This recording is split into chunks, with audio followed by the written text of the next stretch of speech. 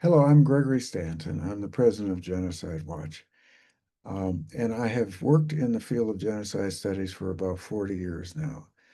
When I first saw my first genocide, I was the Church World Service director in Cambodia.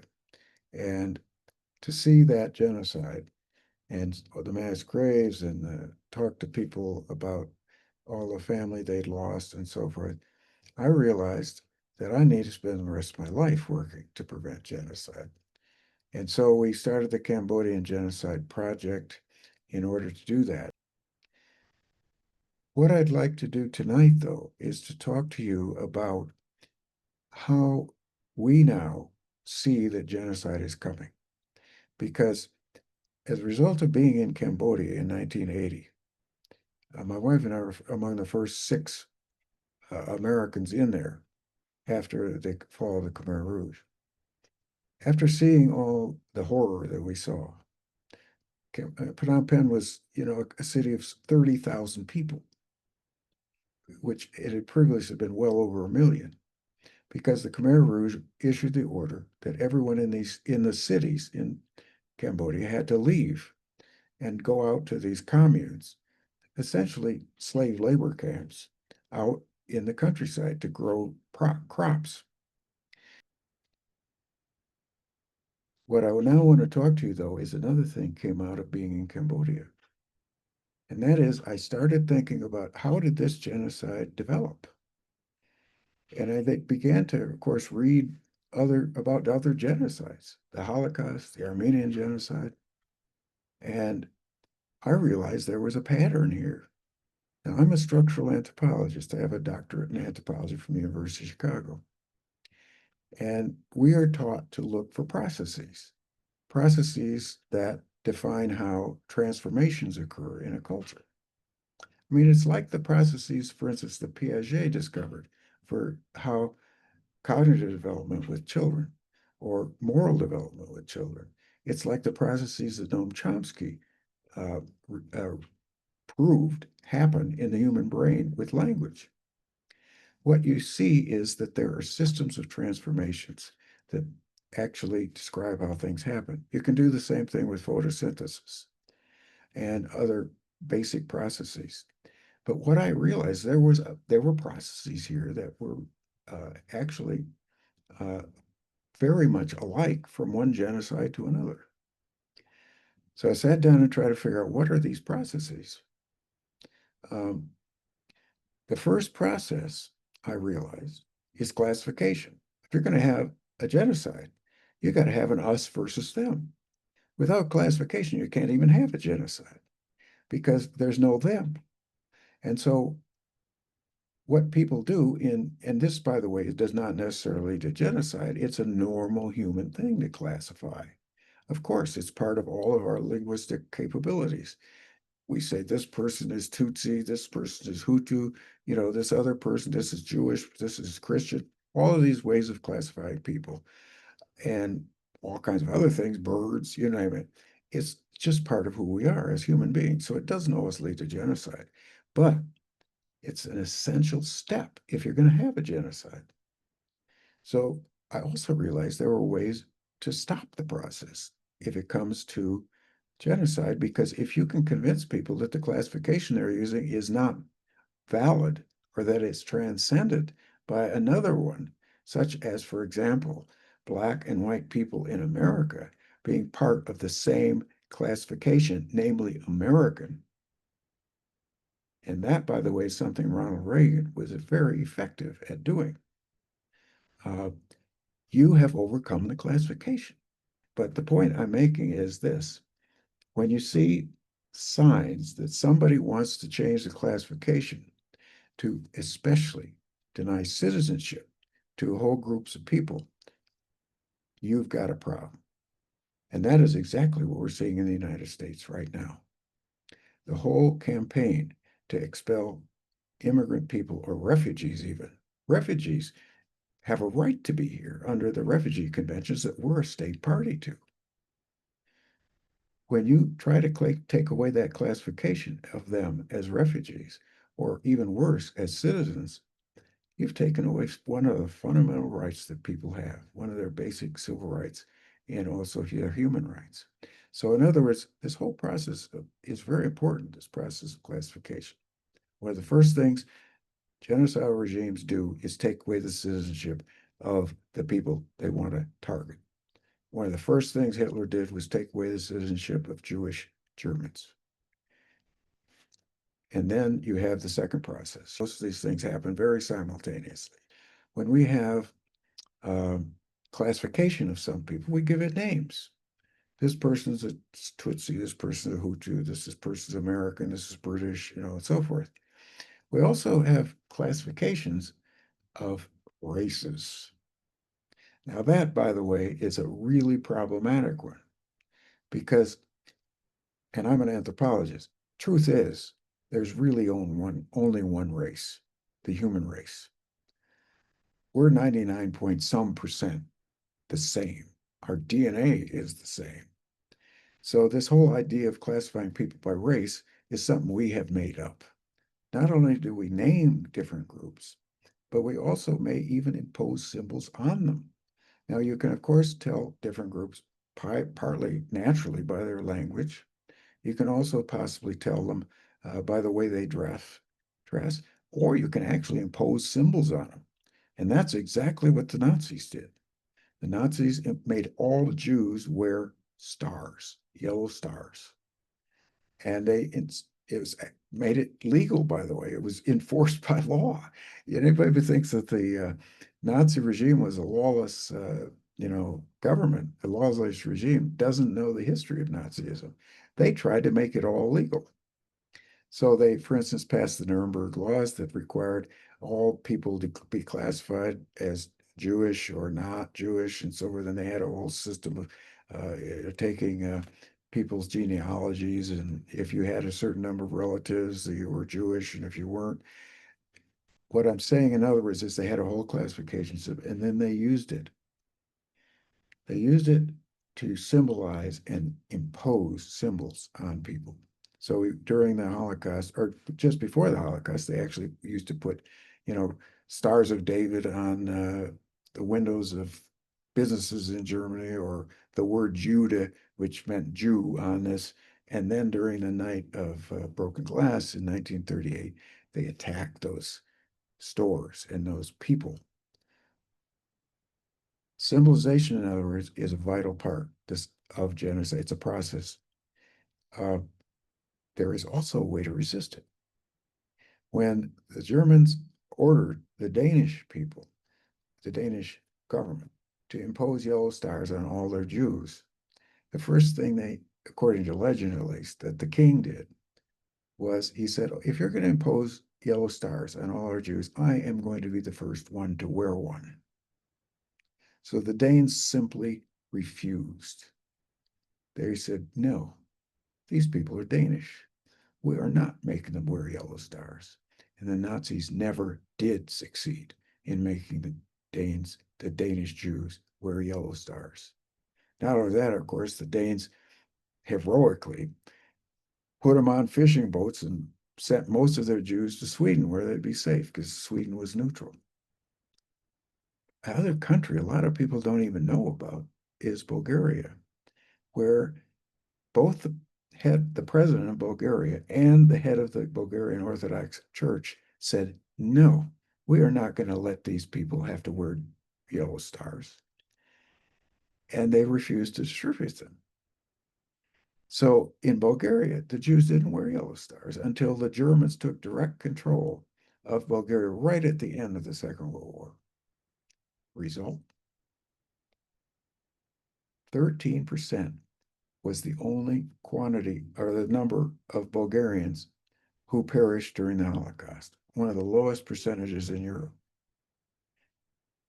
And it's partly because the Bulgarians overcame this whole symbolization process.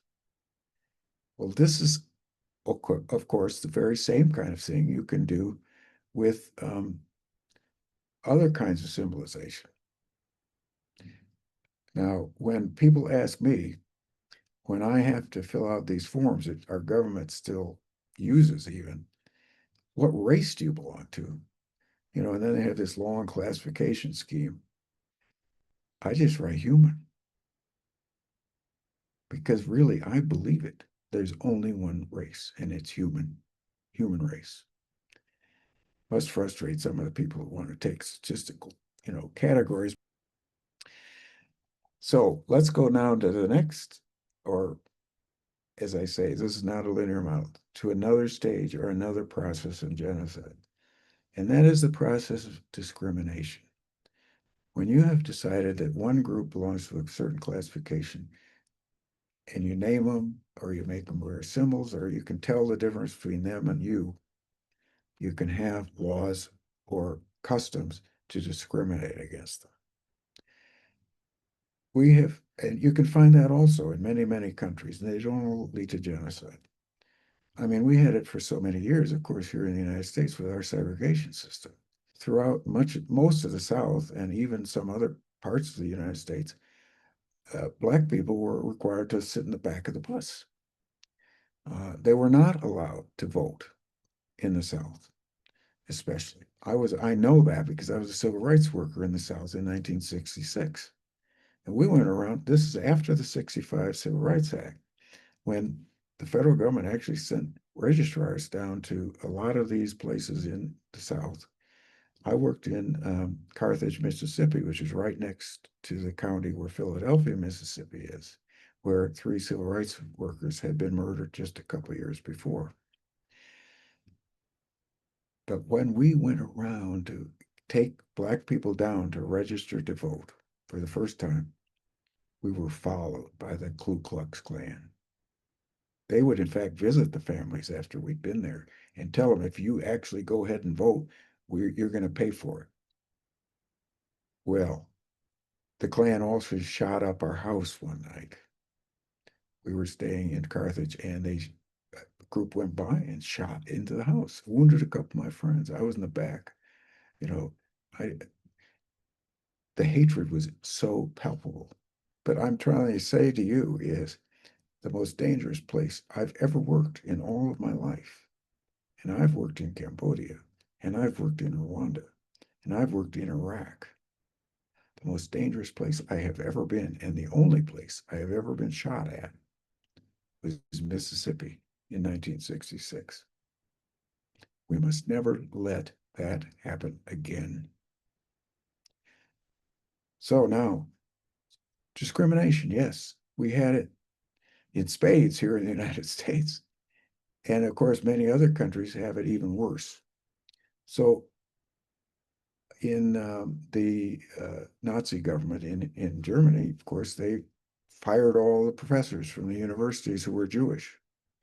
They made it illegal for a Jewish person to hold a government position. So all the Jews who were in the government ministries and any other place that was government controlled was fired.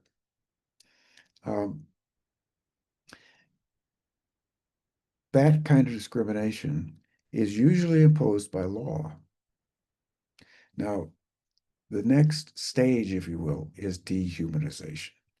This is where the genocidal process really does start. But when you get to dehumanization, you're going down quickly, down into the spiral into genocide. Dehumanization is where a whole culture may start to treat a whole group as somehow less than human. So let's talk now about dehumanization. What do you do about it? In Rwanda, the Hutu genocidists labeled Tutsis cockroaches, and they broadcast it on their, state radio and a private radio called Radio Télévision de Livre de Mille. I mean, this is how they propagandized the Rwandan population, and 85% of the Rwandan population was Hutu. Only 15% were Tutsi. So here you had a group of people in Rwanda. They'd lived together for centuries. That, for the most part, the Tutsis were cattle herders. For the most part, the Hutus were agriculturalists.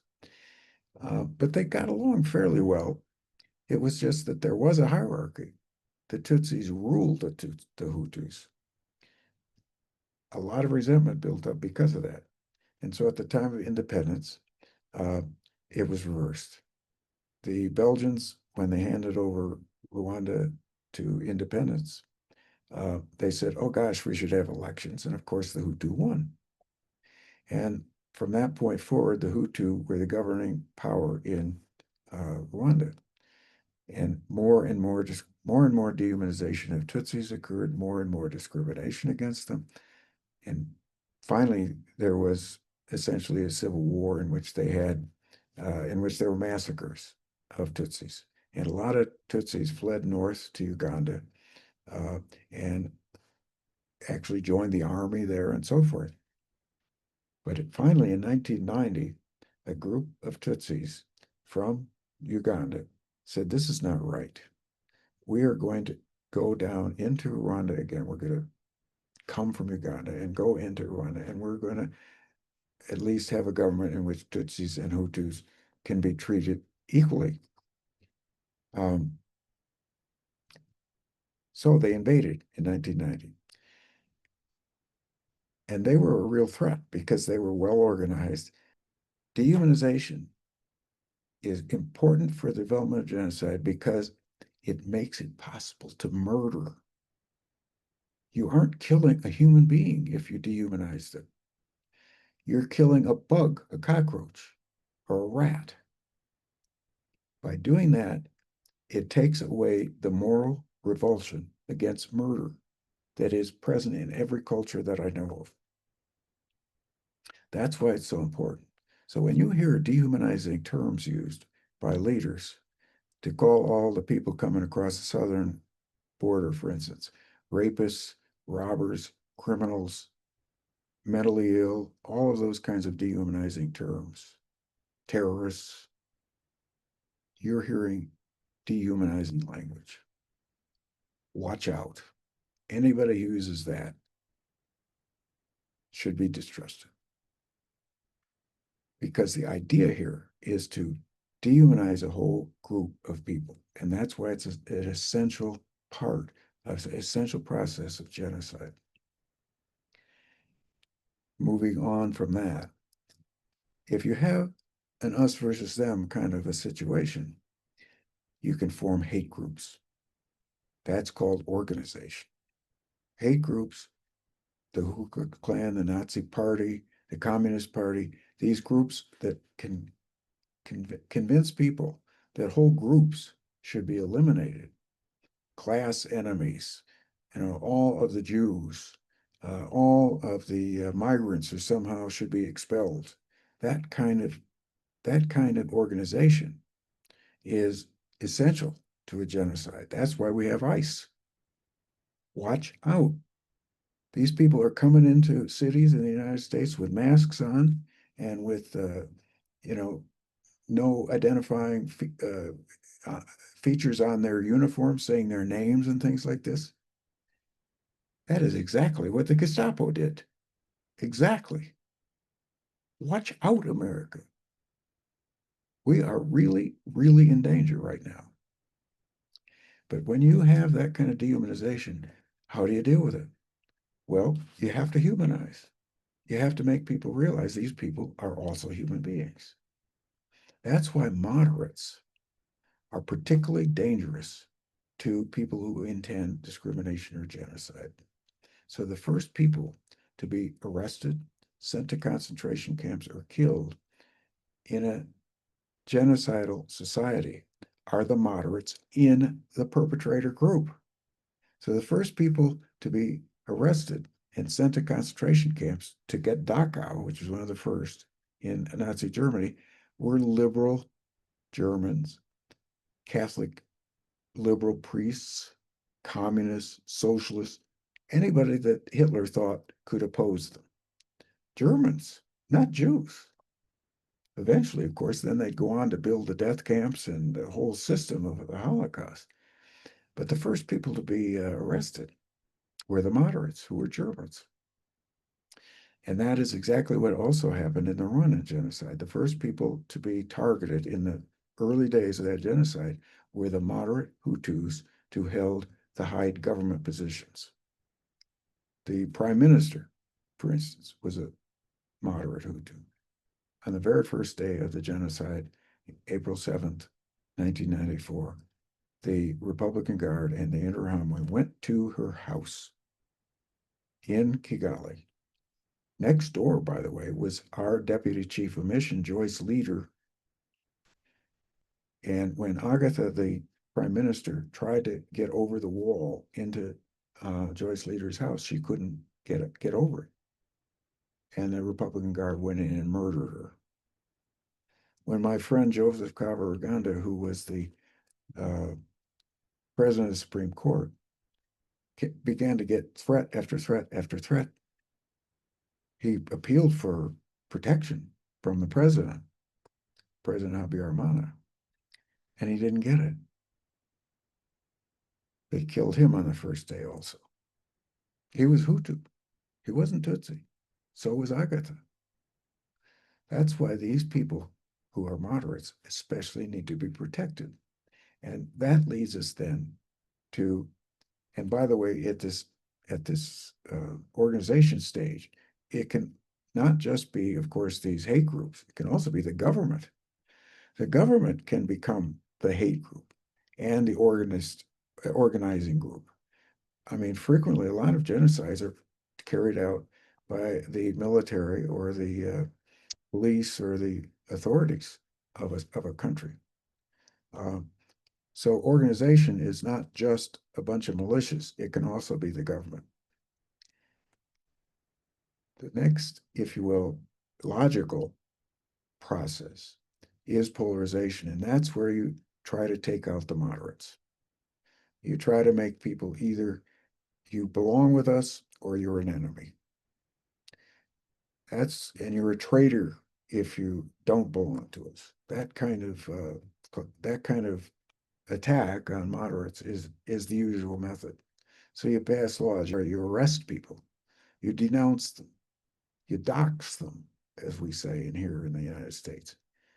The main thing is intimidate the moderates so they will not speak out, so they won't oppose you. And it really does take courage to go up against, a genocidal regime or even a regime that's a racist regime or a regime that disagrees with the leadership of a country. The polarization phase can be overcome by leadership that can try to make everybody in the country realize that we're all part of the same group. So that is one way of dealing with polarization. You can actually outlaw it even. You can, forbid the kinds of things that we talked about already with discrimination. The next, and here's where we're really getting down further and further into the downward spiral into genocide. The next process is preparation, where the people who are planning a genocide actually plan it. And we have many examples. The Wannsee Conference was after the genocide had already started against Jews, after they'd already started building concentration camps, after the Einsatzgruppen had already begun the genocide in Eastern Europe. But the leaders of Germany, Heydrich, Eichmann, met at a very nice house just on a lake just outside of Berlin, the edge of Berlin, and had a conference to decide how are we going to eliminate the rest of the Jews.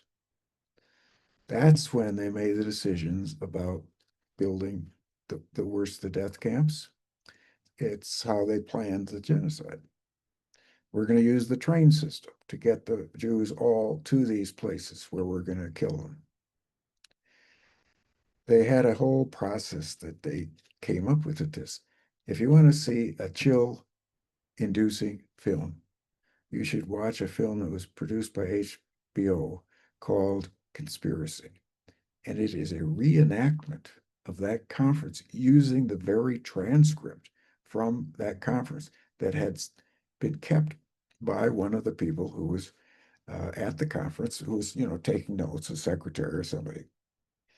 And they made some copies of it. They tried to burn all of them, but one copy survived.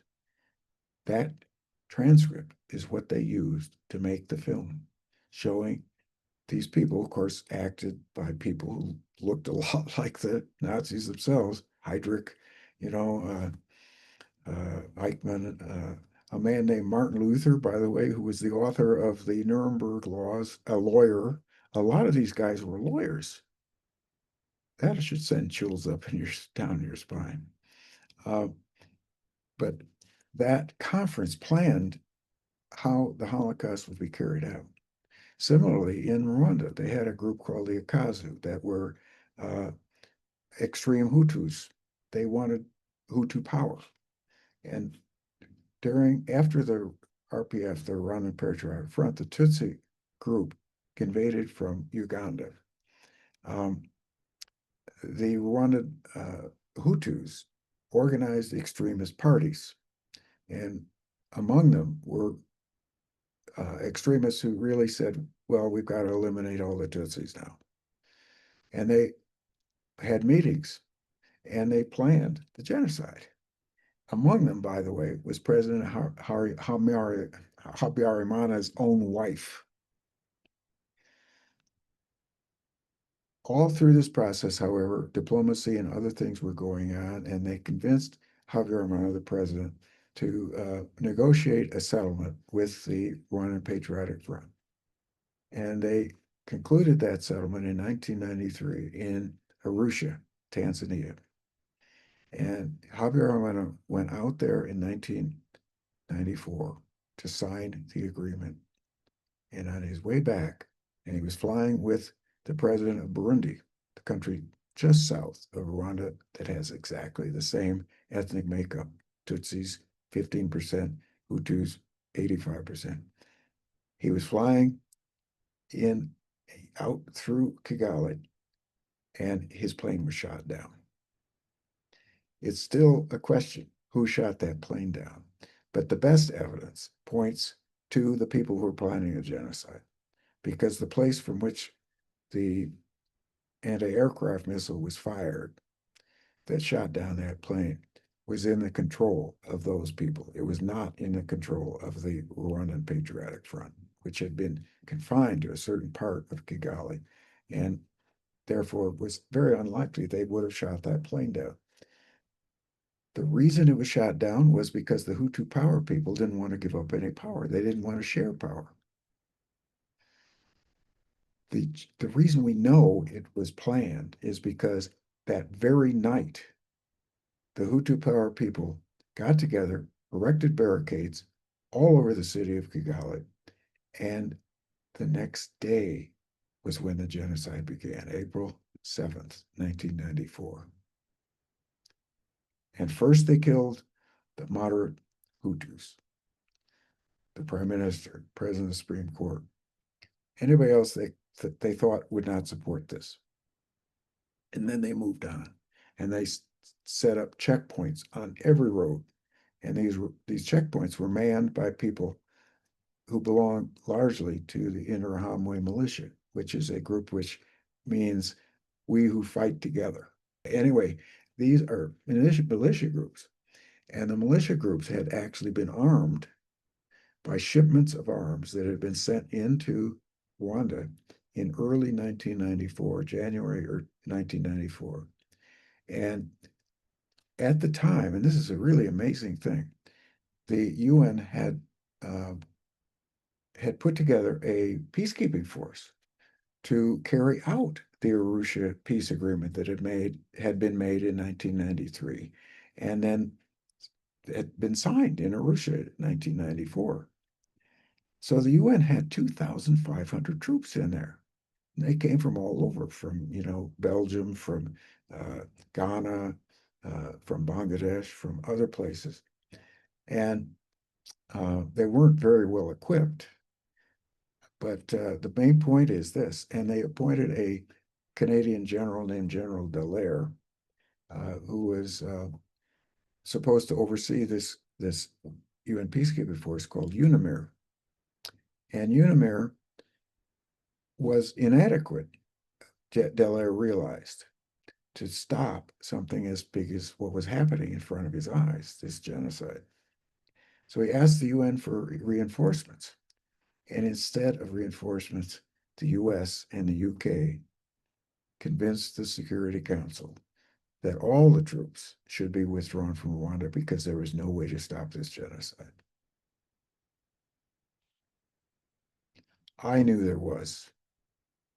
I was in the State Department. I had top secret code word clearance. That's the highest you can get. I knew that in fact we had thousands of US Marines on carriers just off the coast of East Africa at the beginning of that genocide.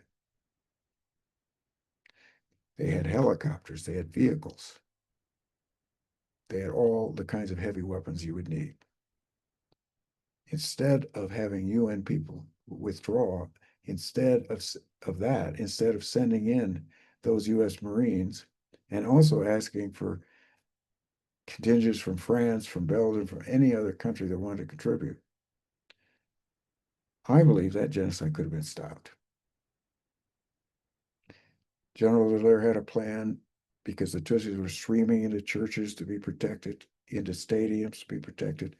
General Dallaire had a plan to surround those places with UN peacekeeping forces, with, rifles and the things that modern military people have.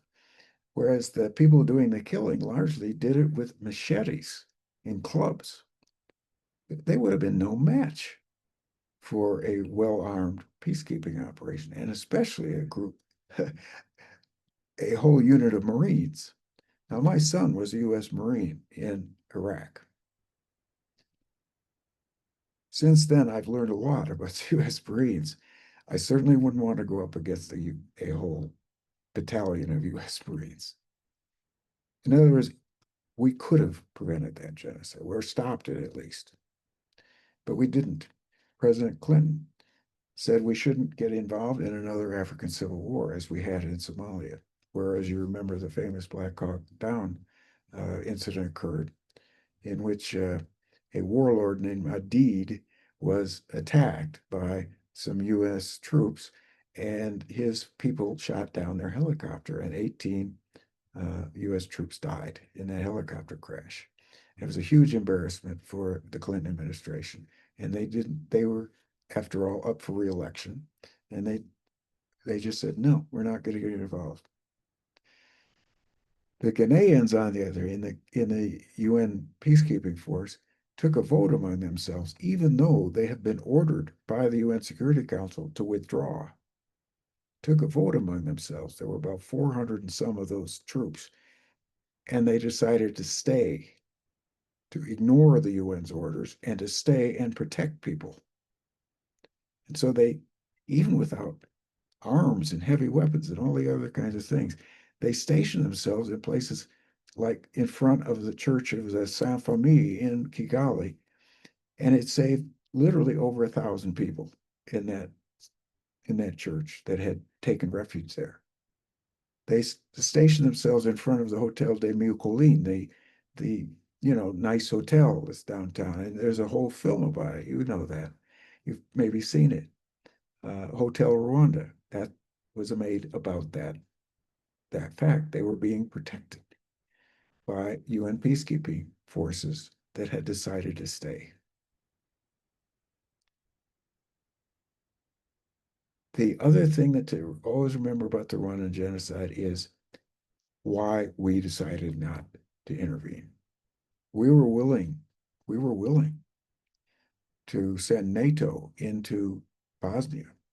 We were willing to spend billions on that operation in Bosnia when that genocide was, and it was already occurring in Bosnia. And we weren't willing to risk a single American life to save Rwanda. Some people would say, well, maybe that's racism. I think it probably is.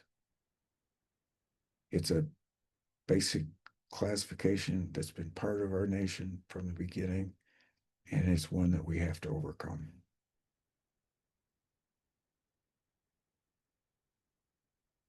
So let's move on next to the phase of right after preparation, planning, and that's persecution.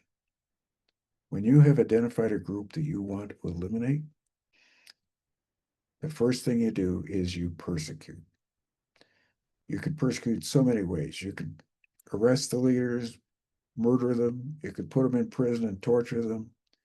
Uh, you can make everybody go into ghettos. You can mount them off across the desert the way the Turks did to the Armenians during the Armenian genocide. So then the next stage, though, the next process after this persecution is extermination. Now, I use that term because what it means is to the perpetrators, they're not actually killing a person, they're exterminating a bug, they're purifying the society. One of the most chilling facts about genocide is a lot of the people who commit it think they're doing good.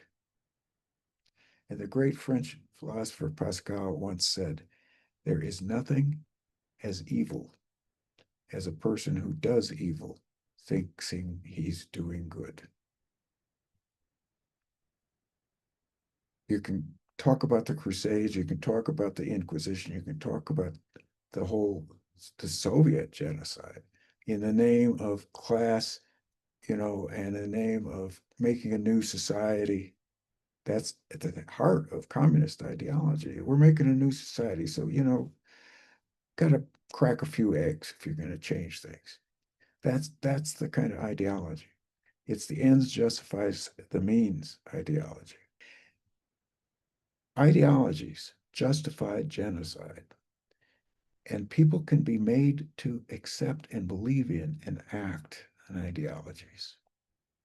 And that is why it's so important to to oppose eliminationist ideologies, as Barbara Harf, a really great genocide scholar, put it.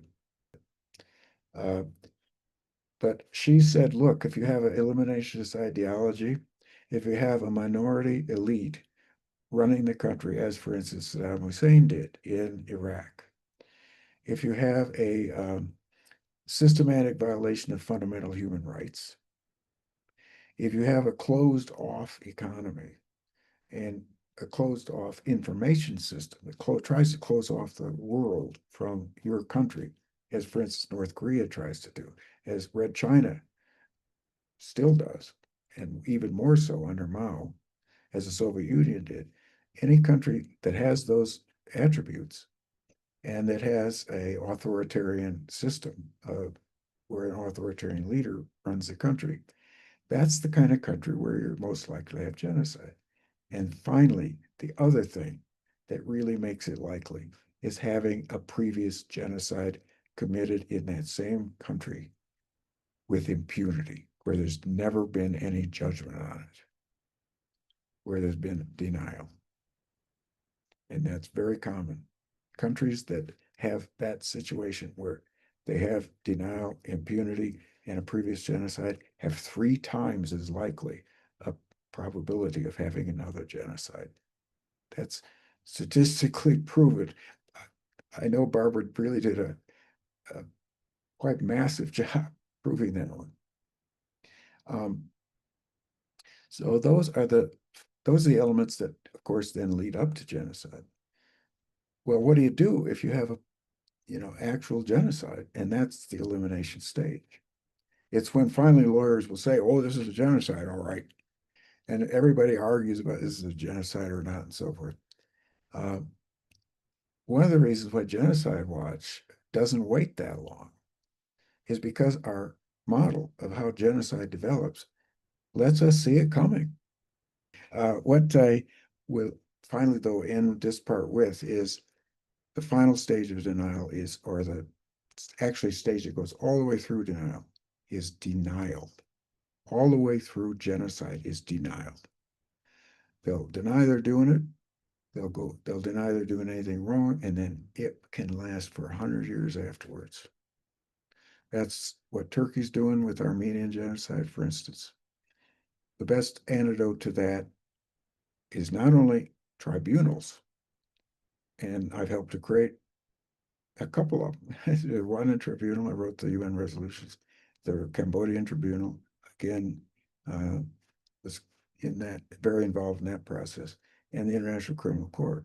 Those trials are ways to deal with this kind of denial, but it's not enough. You also have to get hold of the educational system and teach young people what has happened, the history. That's why it is so bad if people try to censor textbooks and take out the truth about genocides, about the other things that a country has run into.